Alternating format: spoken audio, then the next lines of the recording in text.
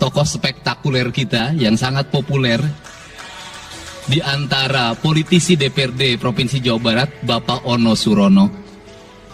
Saya sudah tahu Pak Ono kontrak-kontrak medianya sudah banyak nanti ke depan. Kemudian juga Bapak ini sebentar lagi akan berangkat haji, Bapak Kiai Haji Acep Jamaluddin. Terima kasih. Seluruh anggota DPRD Provinsi Jawa Barat, para ketua praksi, para ketua komisi, dan saya mengucapkan terima kasih atas berbagai otokritik yang dilakukan, baik secara langsung maupun lewat media, baik media massa maupun media elektronik. Dan itu menunjukkan bahwa di Provinsi Jawa Barat ada terjadi dinamika politik yang luar biasa. Semua orang memiliki concern pada hal yang menjadi tujuan kita, wujudkan Jawa Barat istimewa dengan berbagai cara. Tugas DPR adalah bicara, itulah tugas DPR. Jadi kalau tidak bicara, mungkin DPRD dianggap tidak ada. Saya ucapkan terima kasih atas otokritiknya. Sekretaris Daerah Provinsi Jawa Barat, kemudian yang mewakili Pangdam 3 Siliwangi, yang mewakili Kapolda Jabar, yang mewakili Kejaksaan Tinggi Jawa Barat, dan untuk khusus untuk Kejaksaan Tinggi Jawa Barat, saya sampaikan ucapan terima kasih, rasa hormat yang tinggi kepada Kejaksaan Agung Republik Indonesia atas tindakannya melakukan penahanan dan mentersangkakan Direktur Utama PT Sritek dan salah satu mantan pejabat BJB yang sudah resign atas kasus dugaan penyimpangan kredit, yaitu menyampaikan kredit ke Bank Jabar, mudah-mudahan tidak salah, kalau salah dikoreksi, sekitar 600 miliar rupiah tanpa agunan yang memadai. Dan ini langkah taktis, dan pemerintah Provinsi Jawa Barat melalui RUPS-nya sudah melakukan koreksi dan perubahan secara total sehingga peristiwa ini tidak akan mempengaruhi kinerja BJB. Saya ucapkan terima kasih. Dan semoga peristiwa ini tidak terjadi lagi di masa yang akan datang. Kemudian yang hormati para staf ahli, para asisten, para kepala perangkat daerah Provinsi Jawa Barat. Yang pertama, forum ini adalah forum kebahagiaan. Ada yang berbahagia hari ini, yaitu seluruh warga Jawa Barat, di mana kita bisa menyelesaikan dua agenda, yaitu agenda pengesahan Raperda tentang investasi dan agenda tentang pengesahan hasil dari LKPJ. Seluruh rakyat Jawa Barat bergembira karena rencana kita dalam melaksanakan pembangunan akan berjalan dengan cepat. Tetapi barangkali para media sangat kecewa karena hari ini tidak kejutan-kejutan lagi sehingga viewernya mungkin agak menurun hari ini. Tetapi kita harus berkorban demi kepentingan rakyat Jawa Barat. Kita kesampingkan viewer, kita kesampingkan komen, kita utamakan kepentingan rakyat Jawa Barat. Sebenarnya konsep pidatonya sudah ada, tetapi saya mencoba menyatukannya. Yang pertama adalah bahwa kita bicara tadi tentang berbagai rekomendasi. Dan rekomendasi itu juga termasuk di dalamnya disahkannya Raperda tentang investasi yang sebentar lagi menjadi perda. Apa sih yang menjadi rekomendasi? Rekomendasi pertama adalah angka kemiskinan yang masih tinggi di Jawa Barat. Tetapi saya usul pada Pak Ketua, ke depan kalau LKPJ sebaiknya para bupati wali kota diundang di seluruh Jawa Barat. Karena Jawa Barat itu pertanggungjawabannya bukan di OPD Jawa Barat. Tetapi seluruh kinerja pembangunan itu ada di Pemkab dan Pemkot, serta ada di pemerintah desa. Jawa Barat tidak memiliki rakyat yang terkelola secara langsung, karena seluruh pengelolaannya ada di pemerintah kabupaten kota dan pemerintahan desa. Dan saya mohon nanti dipaparkan kemiskinan yang paling tinggi dalam perspektif BPS, dalam perspektif LKPJ dan analisisnya, itu di kabupaten mana, bila perlu sampai di desa mana.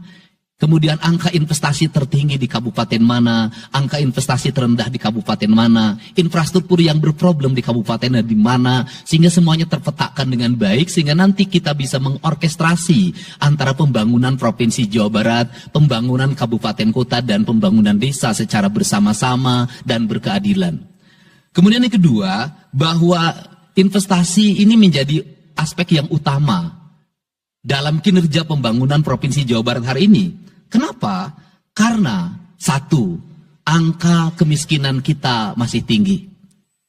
Kemudian angka kemiskinan yang tinggi di Indonesia sebenarnya juga dipengaruhi oleh jumlah penduduk yang tinggi. Sehingga persentase kecil menurut Jawa Barat, tetapi menurut nasional menjadi besar. Keberhasilan Indonesia sangat tergantung terhadap kinerja pemerintah Provinsi Jawa Barat, pemerintah kabupaten kota, dan pemerintahan desa. Yang kedua adalah pendidikan. Yang ketiga adalah infrastruktur. Yang keempat, kesehatan. Yang kelima, pengendalian penduduk. Yang keenam adalah pengendalian lingkungan. Kemudian yang ketujuh adalah belanja pemerintah yang masih besar. Belanja tidak langsungnya, yaitu belanja untuk kepentingan pegawai. Yang kedelapan adalah pengelolaan aset. Seluruh rangkaian yang menjadi rekomendasi ini adalah tugas kami untuk meneruskan rekomendasinya.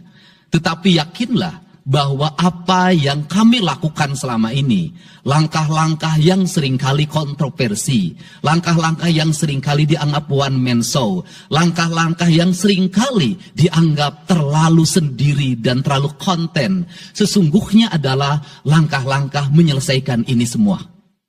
Saya memberikan contoh. Kalau saya melakukan operasi terhadap penutupan galian C, penutupan areal-areal pelanggaran terhadap lingkungan, kalau saya mengkoordinasikan terlebih dahulu dengan jajaran saya, bisa jadi operasi saya gagal. Kenapa? Karena begitu rapat, besoknya penambangnya sudah tahu apa yang akan kami lakukan. Sehingga kejutan-kejutan itu dilakukan untuk memberikan efek kejut. Dari efek kejut itu melahirkan viral. Dari viral itu melahirkan atensi. Yang pada akhirnya hari ini Jawa Barat seluruh penambangan liar bisa diselesaikan secara hukum. Dan Kapolda memberi atensi yang sangat tinggi. Hari ini Jaksa Agung memberikan perintah kepada Kejaksaan Tinggi untuk melakukan proses pidana bagi siapapun yang melakukan pelanggaran lingkungan dan memberikan kerugian bagi kepentingan masyarakat. Yang kedua, saya sampaikan juga mengenai bagaimana melakukan penanganan terhadap berbagai problem lingkungan yang terjadi, nilai tukar petani yang menurun, kemudian musibah bencana alam yang tidak berhenti. Perlu kami sampaikan bahwa Gubernur Jawa Barat sudah mengeluarkan peraturan gubernur yang melarang alih fungsi lahan, yaitu larangan alih fungsi hutan, larangan alih fungsi areal perkebunan, larangan alih fungsi sumber-sumber pengairan, larangan air fungsi daerah airan sungai, dan larangan alih fungsi pesawahan. Yang itu harus segera ditindaklanjuti oleh kabupaten kota dengan melakukan evaluasi tata ruang secara menyeluruh. Karena inilah jalan yang terbaik apabila kita ingin melakukan perubahan lingkungan di Jawa Barat. Kemudian, masih bicara kemiskinan hubungannya dengan pendidikan. Saya sampaikan bahwa problem kita saat ini, saat pemerintah menggratiskan sekolah sampai SMA, swasta masih bayar. Maka gratis itu tidak punya makna. Saya tadi di jalan itu bertemu dengan orangnya menangis di depan saya karena seragamnya tidak bisa terbayar. Saya katakan harga seragam berapa? 1,5 juta. Saya balik, jajan anak ibu berapa? Sehari 20.000. Apa sih yang terjadi? Yang harus diperbaiki bukan hanya pemerintah, tapi juga masyarakat harus diperbaiki. Apa yang harus diperbaiki? Ke sekolahnya harus selalu gratis, tapi biaya konsumsi anaknya selalu diikuti. Apa artinya gratis? Kalau bekal ke sekolah 50.000 per hari. Negara mengeluarkan biaya, tapi orang tua mengeluarkan biaya. Maka kami sudah mengeluarkan surat edaran. Yang surat edaran itu sesungguhnya sebagai upaya sistematik dan menyeluruh sampai tingkat pendidikan dasar, walaupun itu bukan kewenangan gubernur. Tetapi dari sisi surat edaran gubernur bisa dijadikan landasan bagi para bupati dan wali kota membuat surat edaran yang sama. Apa sesungguhnya yang menjadi alam pikiran saya?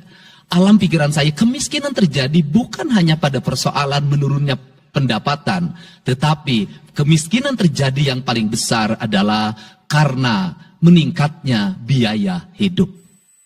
Biaya hidup yang tinggi misalnya di sekolah, biaya studi tour, biaya perpisahan, biaya outing kelas, dan berbagai biaya wisudaan, itu adalah biaya yang tinggi dalam pendidikan. Untuk itu, apa yang dilakukan oleh orang tua ketika membelanjakan untuk kepentingan itu? Mereka pinjam bank emok, mereka pinjam bank keliling, mereka pinjam bank pinjol, mereka pinjam NBK, dan mereka pinjam bank Pancasila.